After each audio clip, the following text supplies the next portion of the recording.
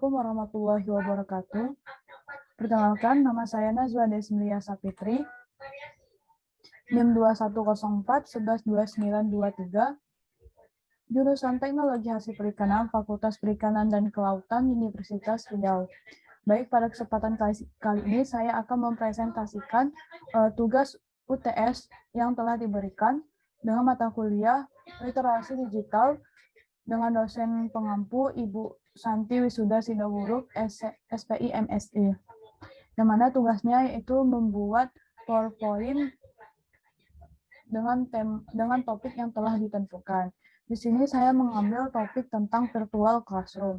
Nah, virtual classroom ini merupakan media yang menghubungkan pendidik dan peserta didik dalam data atau dalam jaringan, dikenal daring atau online, untuk melakukan pembelajaran. Nah, secara umum virtual classroom yang sering digunakan, yang sering digunakan yaitu ada 3. Yang pertama itu ada Google Classroom, yang kedua itu ada Google Meet, dan yang terakhir ada Zoom. Kita masuk yang ke pertama, itu ada Google Classroom. Nah, apa itu Google Classroom? Nah, Google Classroom ini merupakan aplikasi yang dibuat oleh Google yang membantu mengatur semua kegiatan pembelajaran secara online untuk pelajar maupun guru. Nah, jadi Google Classroom ini bertujuan untuk mengatur semua kegiatan pembelajaran yang ada gitu. Nah, fitur apa aja sih yang ditawarkan dari Google Classroom ini? Nah, yang pertama itu ada daftar kelas. Yang utama itu ada daftar kelas. Nah, daftar kelas ini kalau pada gambar dapat kita lihat di sini ada daftar kelas Filologi THPA, Literasi Digital A, Itulogi Mikrodas THPA. Nah, jadi pada setiap kelas ini ada dosen. Nah, nanti dosen ini yang membuat kelasnya dan membagikan kode kelasnya kepada mahasiswa, sehingga mahasiswa dapat bergabung ke dalam kelas tersebut. Nah, yang kedua itu ada assessment. Nah, assessment ini maksudnya tugas. Jadi dari kelasnya udah ada, nanti dosen dapat juga memberikan tugas di kelas tersebut kepada mahasiswa.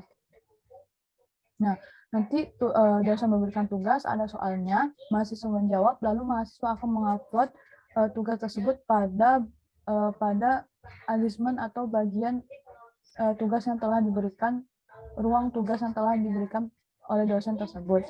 Nah, yang kedua itu ada announcement. Nah, announcement ini pemberitahuan atau pengumuman yang biasanya diberikan oleh dosen, seperti kapan kita akan mengadakan kelas dan link untuk melakukan meeting.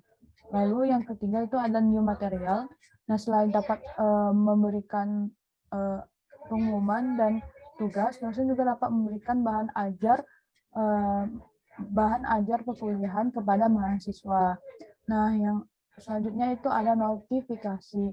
Nah, notifikasi ini ada 2, dia ada notifikasi bawaan dari Google Classroom, yang kedua itu notifikasi dari email. Nah, setiap ada penguploadan, misalnya pemberitahuan tugas, nah itu akan muncul notifikasi pada layar handphone kita. Nah, misalnya ada tugas terus tenggatnya tuh terus akan diingatkan oleh Google Classroom melalui notifikasi. Nah, lanjut yang kedua itu ada Google Meet. Nah, Google Meet ini aplikasi meeting. Nah, kalau Google Classroom tadi aplikasi pembelajaran untuk mengatur pembelajaran, kalau Google Meet aplikasi temu atau aplikasi meeting berbasis online yang bisa diakses dari mana saja dan kapan saja, yang mana disertai dengan video dan audio berkualitas tinggi untuk kumpulan anggota berjumlah 250 orang. Jadi pada Google Meet ini yang bisa bergabung itu 250 orang. Nah, fitur apa saja yang ditawarkan? Nah, fitur yang ditawarkan itu yang utama dan pastinya itu video dan audio. Nah, dari video dan audio ini kita dapat melihat dosen sedang mengajar, melihat teman-teman kita. Nah, nanti dosen akan menjelaskan pada meeting itu menjelaskan materi perkuliahan.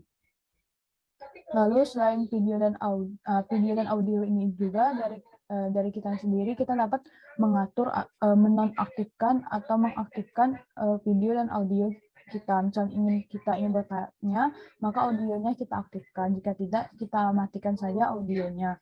Lalu ada share screen. Nah, share screen ini salah satu fitur penting juga pada Google Meet, yang mana kita dapat kalau bagi dosen itu men-share materi perkuliahan sehingga dapat dilihat, dibaca oleh seluruh mahasiswa yang bergabung pada meeting. Lalu ada pesan. Nah, pada saat meeting kita dapat mengirim pesan berupa chat pada room meeting. Nah, lalu ada background effect. Nah, background effect ini dapat digunakan juga agar mempercantik tampilan kita saat meeting. Lalu selanjutnya yang terakhir ada Zoom. Nah, Zoom ini kurang lebih sama dengan Google Meet, namun dia untuk audio dan videonya itu lebih berkualitas tinggi, namun untuk anggota yang bisa tergabung pada meeting itu hanya berjumlah 100 orang. Nah, kalau untuk Zoom meeting ini dia ada dua bagian, dua yang bisa diakses. Dia ada premium dan ada regular. Nah, tapi kalau untuk Google Meet tadi dia bersifat free, bisa diakses semua orang dan tanpa iklan juga. Kalau Zoom Meeting dia ada premium dan regular. Nah, kalau untuk premium dia bisa berbayar, kita harus bayar, sehingga setelah dibayar kita dapat menggunakan seluruh fitur yang ada pada Zoom. Dan waktunya tidak terbatas. Namun jika reguler, waktu meeting kita terbatas dan jumlah anggota yang tergabung juga terbatas. Kalau untuk Google Meet tidak ada batasan waktu pada saat meeting. Lalu fitur apa aja yang ditawarkan dari Zoom ini? Nah, untuk Zoom sama seperti Google Meet, itu ada video dan audionya. Namun kalau pada Zoom itu dia per slide, ada slide-nya gitu. Jadi kita bisa melihat semua anggota yang tergabung pada meeting. Namun kalau pada Google Meet, tidak semua anggota bisa kita lihat, karena dia tidak ada per slide-nya. Lalu ada fitur share screen juga. Lalu ada fitur, nih, salah satu unggulan juga dari Zoom itu, fitur recording. Nah, recording ini kita saat menggunakan meeting, kita bisa merekod atau merekam layar dari meeting tersebut. Nah, lalu ada background effect dan filter. Lalu ada jadwal dan emoticon dan chat. Nah, kalau filter itu mempercantik tampilan kita, terus jadwal, nah saat mengatur Zoom meeting, kita bisa memilih tanggal berapa akan mengadakan meeting tersebut. Lalu emoticon dan chat. Nah, saat kita mengirim, saat meeting berjalan, kita bisa mengirim pesan pada saat meeting, lalu bisa dilihat oleh semua orang ataupun oleh hanya satu orang.